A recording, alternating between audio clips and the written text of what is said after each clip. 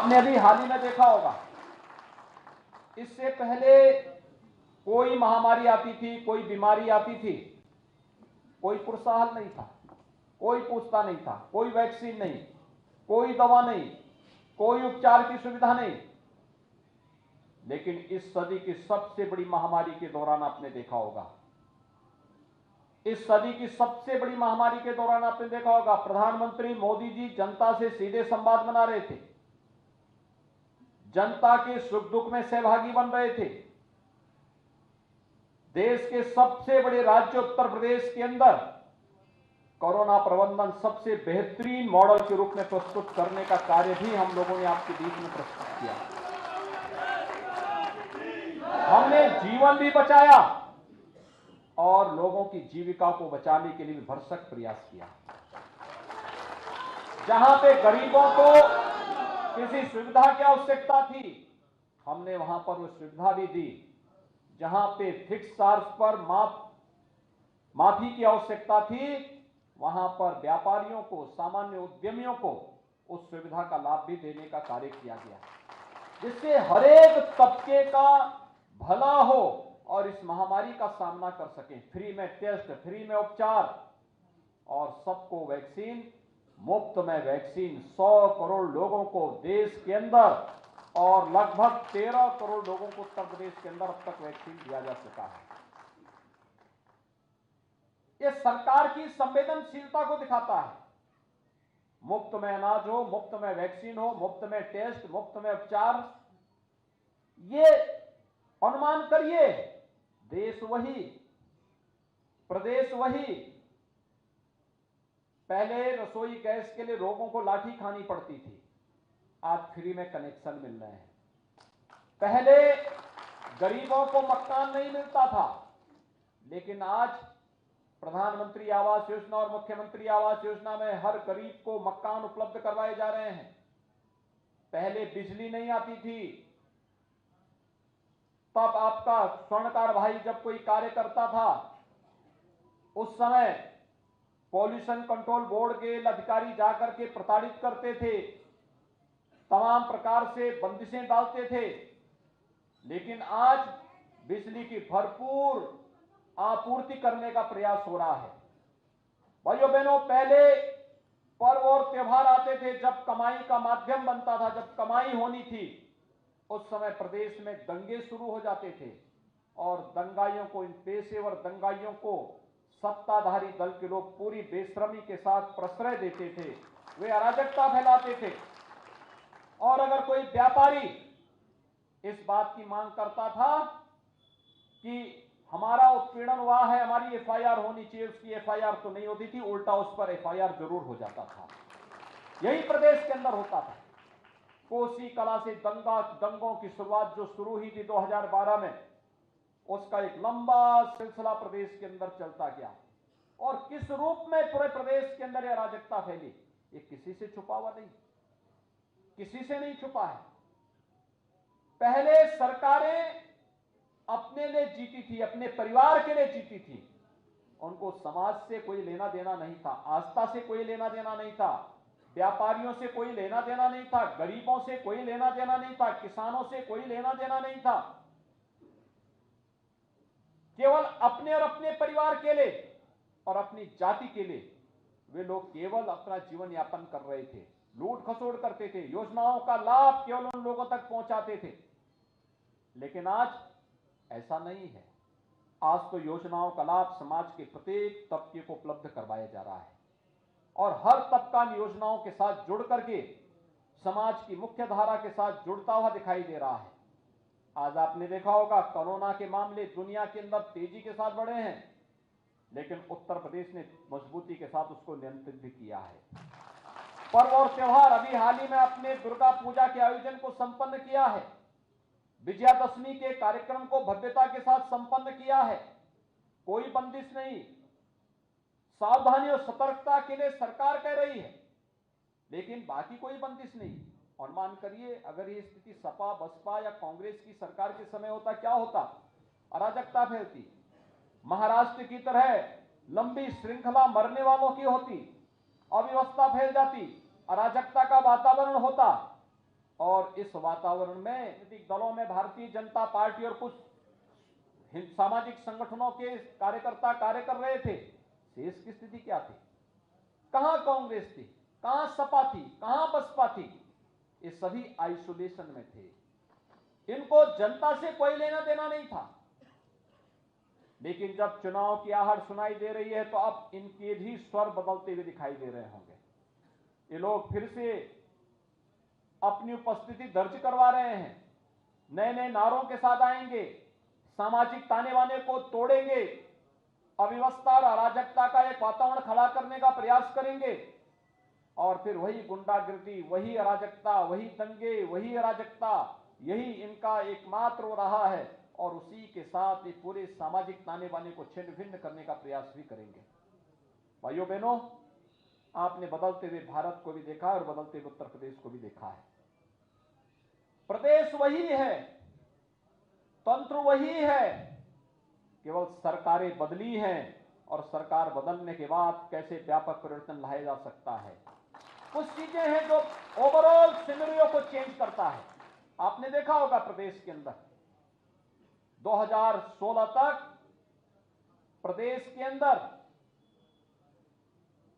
व्यवसाय की जो सुगमता है, यानी जिसको ईज ऑफ डूइंग बिजनेस कहते हैं, निवेश कैसे हो, बाहर से आने वाला निवेश कैसे यहां पर अधिक से अधिक हो, जब इसकी चर्चा होती थी तो भाइयों बहनों, इस निवेश की सुगमता के लिए जो सबसे अच्छा वातावरण बनाने का प्रयास होना चाहिए था, पिछली सरकारों को इससे फुर्सत ही नहीं थी।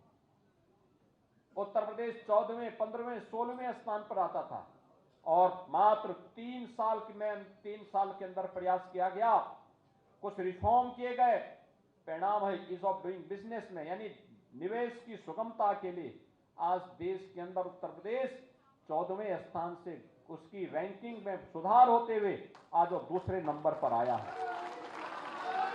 यानी प्रदेश और दुनिया का कोई निवेशक अगर प्रदेश के अंदर निवेश करना चाहता है तो भाइयों बहनों, निवेश के सबसे अच्छे जो देश के अंदर 2 गंतव्य होंगे उनमें उत्तर प्रदेश एक है।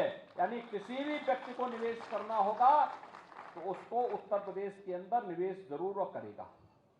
ये निवेश विकास का भी प्रतीक बनता है, ये निवेश रोजगार और नौकरी का भी संभावनाओं को आगे बढ़ाता है, ये निवेश हर एक व्यवसायी को अपने साथ जोड़ करके फिर उस कार्यक्रम को आगे बढ़ाने का कार्य करता है, नौजवानों को नए स्टार्टअप के साथ जोड़ने के लिए भी प्रेरित करता है।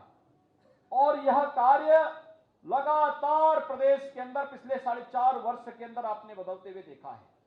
इससे पहले सुरक्षा का कितना गंभीर संकट था। क्या इस सुरक्षा का वातावरण समाजवादी पार्टी दे पाएगी? क्या कांग्रेस दे पाएगी? क्या बहुजन समाजवादी पार्टी दे पाएगी? क्या सुरक्षा का यह वातावरण ओवैसी दे पाएगा? भाइयों बहनों, इस सुरक्षा के लिए स्वयं खतरे हैं। कैसे आप उम्मीद करते हैं इनसे? कैसे उम्मीद कर सकते हैं कि ये लोग सुरक्षा का वातावरण देंगे? जिनके कालखंड में उत्तर प्रदेश बदनाम हुआ था, उत्तर प्रदेश की एक बदरंग तस्वीर दुनिया के सामने जाती थी, हर तीसरे चौथे दिन जिनके कालखंड में एक दंगा होता था, वे लोग सुरक्षा का वातावरण कैसे दे पाएंगे? कैसे उनसे उम्मीद की जा सकती? लेकिन प्रदेश सरकार ने आज न केवल अपनी प्रदेश के बारे में जनता की और देश और दुनिया की धारणा को बदला है। ईज ऑफ डूइंग बिजनेस में नंबर 2 पर उत्तर प्रदेश, और यही नहीं, जीवन की सुगमता यानी ईज ऑफ लिविंग की बात जब कहते हैं, एक गरीब को मकान चाहिए, एक गरीब को विद्युत का कनेक्शन चाहिए, एक गरीब को बिजली का कनेक्शन चाहिए, एक गरीब को रसोई गैस का कनेक्शन चाहिए, एक गरीब को शुद्ध पेयजल चाहिए, एक गरीब को राशन की सुविधा चाहिए, एक गरीब को स्वास्थ्य की सुविधा चाहिए। ये कौन दे रहा है? ये 2014 के पहले भी दिया जा सकता था, लेकिन 2014 से लेकर 2014 के बाद घोषित हुई समाजवादी पार्टी की सरकार ने उसको भी लागू नहीं होने दिया। 2017 के बाद किस तेजी के साथ हर घर में शौचालय बनाने के कार्यक्रम हुए हैं, किस तेजी के साथ अब तक 4.5 वर्ष में 43 लाख से अधिक लोगों के एक आवास बनाए जा चुके हैं, किस तेजी के साथ 1,38,00,000 से अधिक गरीबों को विद्युत के निःशुल्क कनेक्शन दिए जा चुके हैं और किस तेजी के साथ 1,56,00,000 परिवारों को निःशुल्क रसोई गैस के कनेक्शन भी बांटे जा चुके हैं। 6 करोड़ से अधिक लोगों को कैसे प्रदेश के अंदर आयुष्मान भारत का 5 लाख रुपए का स्वास्थ्य बीमा का कवर उपलब्ध कराया गया है। यह कार्य पहले भी हो सकता था, लेकिन पहले सरकारें संवेदनशील नहीं थी। आज प्रदेश के अंदर इंफ्रास्ट्रक्चर के डेवलपमेंट का जो कार्य हो रहा है, इंफ्रास्ट्रक्चर एक्सप्रेसवे के रूप में, मेट्रो के रूप में, इंटर स्टेट कनेक्टिविटी के रूप में, यह आवश्यक नहीं कि गोरखपुर का जो व्यापारी हो केवल गोरखपुर तक सीमित है। गोरखपुर के व्यापारी का मतलब पूर्वी उत्तर प्रदेश और नॉर्थ वेस्ट बिहार के एक प्रमुख व्यापारी केंद्र के रूप में उभरना, नेपाल की तराई के एक बड़े भूभाग को इस सुविधा से आच्छादित करना। लखनऊ का मतलब केवल लखनऊ नहीं होता है, लखनऊ का मतलब उत्तर प्रदेश के 25 करोड़ जनता की सुविधा का एक महत्वपूर्ण व्यापारिक का एक महत्वपूर्ण केंद्र, और उस रूप में प्रदेश सरकार आज उस कार्यक्रम को लेकर के चल रही है। उन कार्यक्रमों को एक बेहतर वातावरण देने का प्रयास कर रही है। अव्यवस्था और अराजकता कहीं न फैलने पाए, इस पर ध्यान दे रही है। पर्व और त्योहार शांतिपूर्ण तरीके से मनाए जा रहे हैं, इस पर ध्यान दे रही है। और मैं तो आपसे पूछना चाहता हूं, अयोध्या में श्री राम जन्मभूमि पर भगवान राम की भव्य मंदिर के निर्माण कार्य प्रारंभ हुआ है। क्या ये कार्य कांग्रेस कर पाती? क्या ये कार्य समाजवादी पार्टी, क्या ये कार्य बहुजन समाजवादी पार्टी कर पाती? यानी आप देख सकते हैं, आपकी आस्था को सम्मान देने का कार्य अगर किसी ने किया है तो भारतीय जनता पार्टी ने किया है। और भारतीय जनता पार्टी ने जो कहा था सो करके दिखाया। मध्य यूपी और पूर्वी उत्तर प्रदेश में तो भी गनीमत थी, पश्चिमी उत्तर प्रदेश में तो 2017 के पहले इस प्रकार की स्थितियां थी कि बेटियां और बहनें स्कूल नहीं जा पाती थी, क्योंकि वहां पर पेशेवर गुंडे सत्ता के संरक्षण में जिस अराजकता का तांडव करती थी, उनके सामने सुरक्षा का गंभीर संकट खड़ा हुआ था और वे बेटियां स्कूल नहीं जा पाती थी। आज आप देख रहे होंगे पूरे प्रदेश के अंदर कोई बहन और बेटियों के सामने संकट खड़ा करेगा तो स्वयं उसके लिए संकट खड़ा हो जाएगा। एक बेहतर वातावरण देने का प्रयास हुआ है। और इसी में जब इस सामाजिक प्रतिनिधि सम्मेलन में हम लोग आए हैं, आपने देखा होगा हमारी सरकार ने कुछ कार्यक्रम चलाए थे। परंपरागत हस्तशिल्पी और कारीगरों के लिए विश्वकर्मा श्रम सम्मान, इसमें स्वर्णकार समाज के लिए भी एक व्यवस्था दी गई कि हम उनकी ट्रेनिंग करवाएंगे, ट्रेनिंग के दौरान निश्चित मानदेय देंगे और निश्चित मानदेय देने के साथ फिर उन्हें बैंक के साथ जोड़ने, टूल किट उपलब्ध करवाने और फिर उन्हें शासन का सब्सिडी का लाभ देने की कार्रवाई भी करेंगे। यह एक बड़ा कार्यक्रम है, क्योंकि तकनीक और डिजाइनिंग आपके इस फील्ड का एक महत्वपूर्ण पार्ट है।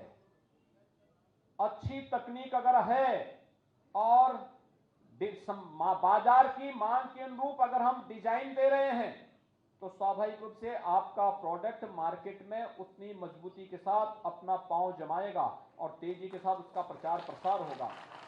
यह मार्केट का नियम है और बाजार के उन नियमों का देखते हुए सरकार ने उस प्रकार की डिजाइनिंग के साथ, उस प्रकार की तकनीक के साथ माटी कला बोर्ड हो या फिर प्रदेश के अंदर अलग अलग उन 17-18 परंपरागत हस्तशिल्पी और कारीगरों को जोड़ने की कार्रवाई हो, इन सबको उस व्यवस्था के साथ जोड़ने का कार्य किया गया।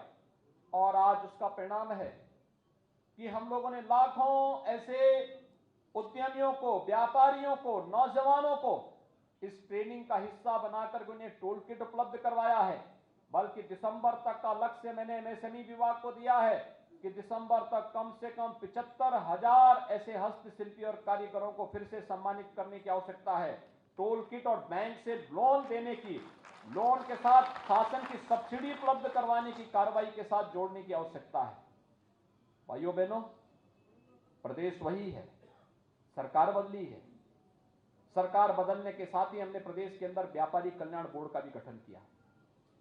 व्यापारी कल्याण बोर्ड के माध्यम से हर व्यापारी को जो जीएसटी में जिसने रजिस्ट्रेशन करवाया है 10 लाख रुपए की सुरक्षा बीमा का कवर भी उसे उपलब्ध करवाया है। ये 10 लाख रुपए अगर व्यापारी के साथ कोई घटना घटित हो जाती है, व्यापारी किसी आपदा का शिकार हो जाता है, उस व्यापारी के परिवार को 10 लाख रुपए सरकार उपलब्ध कराएगी। यानी ये सोच पहले भी हो सकती थी, लेकिन इस सोच को इसलिए सरकारों के पास सोच थी नहीं। इस सोच को व्यवहारिक धरातल पर उतारने के लिए फुर्सत नहीं थी।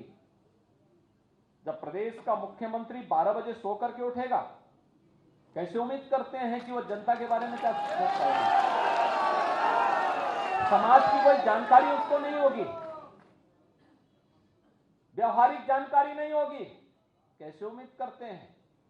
पेशेवर दंगाई और अपराधियों को का सरपरस्त जब प्रदेश सरकार बन जाएगी, कैसे उम्मीद करते हैं किसी को सुरक्षा मिल पाएगी?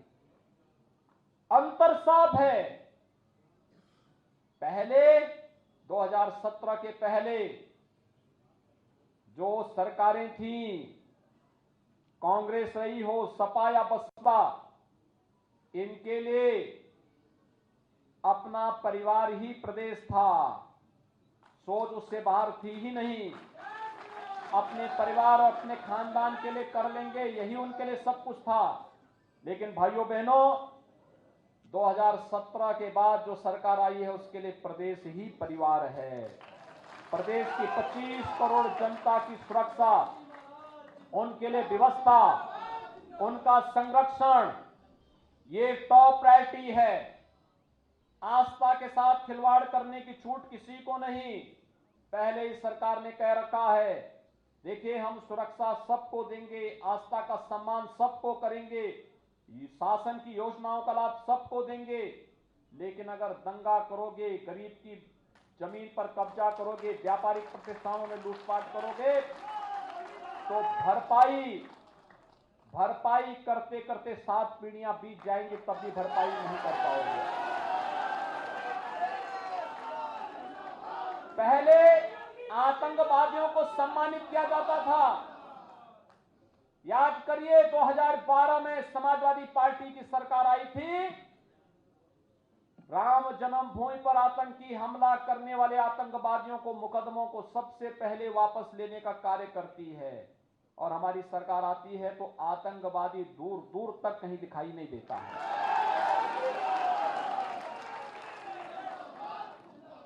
पहले दंगे होते थे, हर तीसरे चौथे दिन एक बड़ा दंगा होता था। आज भाइयों बहनों 4.5 वर्ष में कोई दंगा नहीं हुआ। ये अंतर साफ है और इसीलिए हम लोग आए हैं। चाहे वो विश्वकर्मा श्रम सम्मान के माध्यम से परंपरागत हस्तशिल्पी और कारीगरों के हुनर को सम्मान देने की कार्रवाई हो, या व्यापारी कल्याण बोर्ड के माध्यम से हर उस व्यापारी को, रजिस्टर्ड व्यापारी को 10 लाख रुपए की सुरक्षा बीमा का कवर देने की कार्रवाई हो। एमएसएमई सेक्टर के लिए अगर किसी व्यापारी को अपना कोई उद्योग लगाना है तो उसको एनओसी 3 वर्ष तक वह उद्योग लगा ले, अपना काम चालू कर ले, 3 वर्ष के अंदर लेता रहेगा। ये सुविधा भी हमने उपलब्ध कराई है। और यही नहीं, समाज के हर तबके को भी हम लोग अब प्रतिनिधित्व देने की बात भी कर रहे हैं। हम मानते हैं बहुत सारा समाज ऐसा है जिस समाज की उपस्थिति व्यापक रूप से बहुत बड़े पैमाने पर एक जगह पे नहीं होती, फैला हुआ है, प्रदेश के अंदर फैला हुआ है, अलग अलग स्थानों पर फैला हुआ है। लेकिन किसी विधानसभा क्षेत्र या किसी लोकसभा क्षेत्र विशेष में ये समस्या होती है कि वो समाज सब कुछ होने के बावजूद भी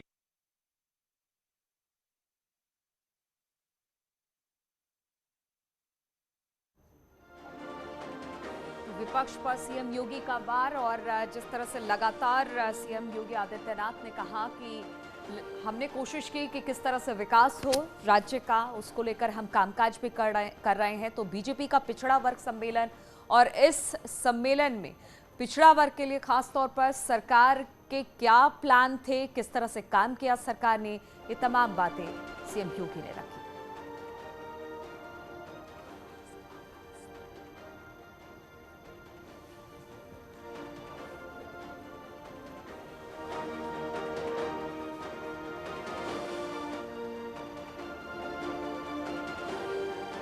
तो इस दौरान चाहे कोरोना काल हो या फिर उसके बाद रोजी रोजगार के अवसर देने की बात हो, सभी पर सीएम योगी ने अपनी बात। ये जातीय ठेकेदार अब जाकर के समाज के सामाजिक ताने बाने को तोड़ने के लिए फिर से निकलेंगे। इनका चेहरा सामने होगा, लेकिन पीछे की इनकी बर्बरता भी आपके सामने होगी। जब ये लोग दंगाइयों को प्रश्रय देते थे।